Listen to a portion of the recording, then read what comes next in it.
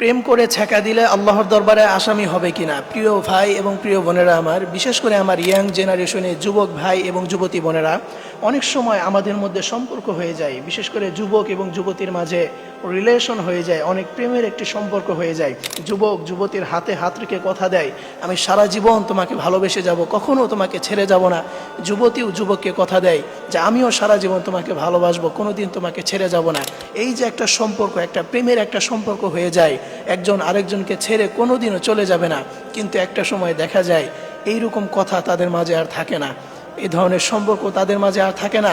যুবক যুবতীকে ছেড়ে চলে যায়, আবার অনেক সময় যুবতী যুবককে ছেড়ে চলে যায়। এই যে তাদের সম্পর্কটা বিচ্ছেদ হয়ে যায়, এই বিচ্ছেদের যন্ত্রণায় যুবক সারাটা জীবন কষ্টে সারাটা জীবন কাটিয়ে দেয়। এই যুবক সেই কষ্ট সহ্য করতে পারে না, সারা রাত কান্না করতে করতে বালিশ ভিজিয়ে ফেলে।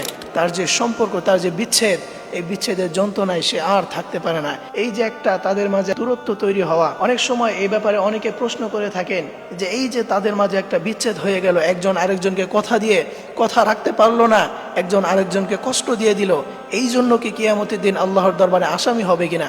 কিংবা এই যে যুবক যুবতীকে কষ্ট দিল, অথবা যুবতী যুবকের সাথে কথা ঠিক রাখলো না, এই জন্য কি আল্লাহর দরবারে কোনো জবাবদিহিতা করা লাগবে কিনা? প্রিয় ভাই এবং প্রিয় বোনেরা আমার, এই বিষয়টি অনেকে আমাদের কাছে জিজ্ঞেস করে থাকেন।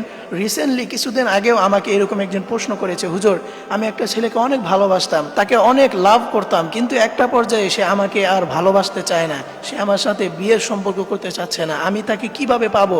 এই ব্যাপারে আমাকে আপনি আমল দিন। এ ব্যাপারে অনেকে প্রশ্ন করে থাকেন। তো প্রিয় ভাই, এই ব্যাপারে আসলে আল্লাহর দরবারে কোনো জবাবদিহিতা করা লাগবে কিনা, এটা আমরা জানবো। ফার্স্টে আমরা জানবো যে রিলেশন করা, প্রেম করা, এটা কি জায়েজ নাকি না জায়েজ, ইসলামের দৃষ্টিতে এটা কিভাবে দেখা হয়। প্রিয় ভাইরা আমার, আল্লাহ রাব্বুল আলামিন এ ব্যাপারে বলেন, লা তাকরাবুজ জিনা ইন্নাহু কানা ফাহিশা। আল্লাহ রাব্বুল আলামিন বলেন, লা তাকরাবুজ জিনা, হে মুসলমান, হে যুবক যুবতী, তোমরা জিনার ধারে কাছেও যেও না। মনে রাখবেন, আল্লাহ রাব্বুল আলামিন বলছেন যে তোমরা জিনার ধারে কাছেও যেও না। আল্লাহ রাব্বুল আলামিন কিন্তু এটা বলেননি যে তোমরা জিনা করো না, বরং বলছে জিনার ধারে কাছেও যেও না। আল্লাহ রাব্বুল আলামিন গুনাহের কথা বলছেন, বিভিন্ন গুনাহের কথা বলছেন যে তোমরা এই গুনাহ করো না, তোমরা শিরিক করো না, লা তুশরিক বিল্লাহ, তোমরা শিরিক করো না।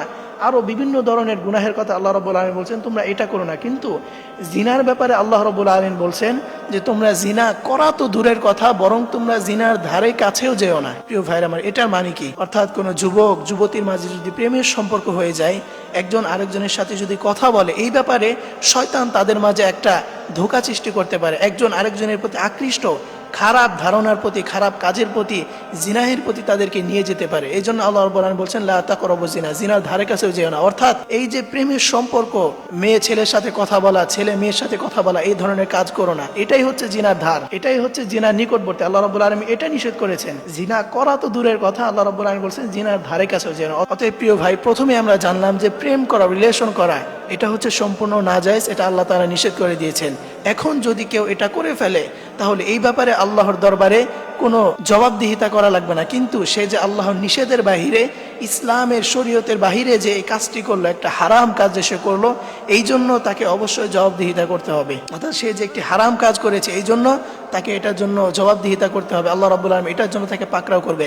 এবং সেকেন্ড, দ্বিতীয় নাম্বারে হচ্ছে, আপনি যে মানুষকে কষ্ট দিলেন, আপনি তাকে বলেছেন সারা জীবন তাকে ভালোবাসবেন, কখনো তাকে ছেড়ে যাবেন না, এই যে তাকে একটা আশা দিয়ে রেখেছেন, সে আপনাকে সব থেকে বেশি আপনাকে ভালোবাসতো, কিন্তু একটা পর্যায়ে আপনি তাকে যে কষ্ট দিয়েছেন, এই যে আপনি একজন মুসলমানের মনে আপনি কষ্ট দিলেন, এই কষ্টের জন্য অবশ্যই আপনাকে আল্লাহর দরবারে জবাবদিহিতা করা লাগবে। এবং দুনিয়াতেও আপনি কখনো শান্তিতে থাকতে পারবেন না। আপনি একটা মানুষকে কথা দিয়েছেন, তার প্রতি আপনি মায়া বাড়িয়েছেন, কিন্তু একটা পর্যায়ে তাকে যদি আপনি কষ্ট দিয়ে থাকেন, এই যে একটা কষ্ট, সে আপনার থেকে কষ্ট পেয়েছে, এই জন্য দুনিয়াতেই আপনি এটার ফল পেয়ে যাবেন, আপনি দুনিয়াতে ভালো থাকতে পারবেন না। এই জন্য প্রিয় যুবক এবং যুবতী বোনেরা, কখনো এই কাজটি করবেন না। আপনি যদি কাউকে ভালোবাসতে না পারেন, সেটা আপনি আগে থেকেই বলে দেন। কেন আপনি তার সাথে সম্পর্কে জড়ান, আপনার প্রতি তার মায়া বাড়ান, এরপরে কেন আপনি তাকে কষ্ট দেন?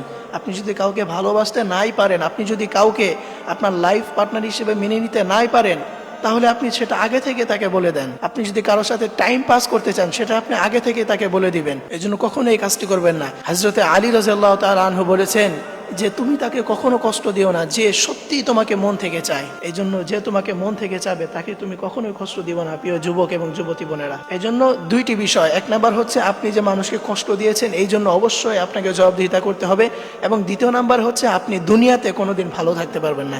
এই জন্য প্রিয় যুবক এবং যুবতী বোনেরা, কখনোই আপনারা হারাম রিলেশনে আপনারা জড়াবেন না, হারাম কাজে আপনারা লিপ্ত হবেন না। আর যদি লিপ্ত হয়ে যান আজকে থেকেই আপনি এটাকে হালালে রূপান্তর করেন, আপনি বিয়ে করে ফেলেন আজকে থেকে। আর যদি বিয়ে করতে না পারেন তাহলে এই সম্পর্ক আজকে থেকে বাদ দিয়ে দেন, এই সম্পর্ক আর রাখবেন না। এই জন্য আজকে থেকে এই বিষয়টি আপনার মীমাংসা করে নেন।